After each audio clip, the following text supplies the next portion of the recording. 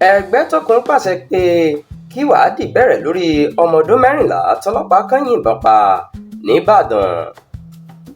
Ọ̀gá ọlọ́pàá pátápátá lórílẹ̀‐èdè yìí Káyọ̀dé Ẹgbẹtokun ti pàṣẹ pé kí ìwádìí kíkún bẹ̀rẹ̀ lórí ọ̀rọ̀ ọmọ ọdún mẹrinla kan Kẹ́hìndé Aládé tọlọpaa yìnbọn pa nípìnlẹ̀ Ọ̀yọ́.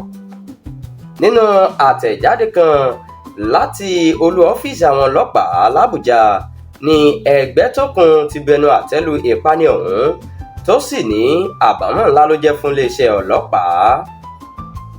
Ó ní ọlọ́pàá tó yìnbọn lọ́jọ́ náà ti wà látìmọ́lé báyìí.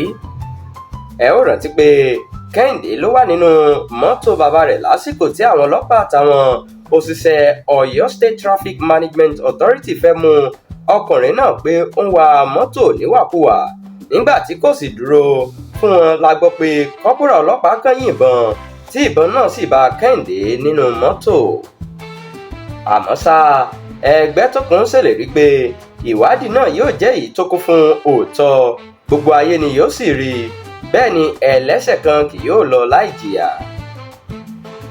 Ó bá àwọn mọ̀lẹ́bí ọmọdékùnrin náà kẹ́dùn, bẹ́ẹ̀ ló fi dá àwọn aráàlú lójú pé ojúṣe ọlọ́pàá láti dáàbò bo ẹ̀mí àti dúkìá wọn kò ní rẹ̀yìn rárá.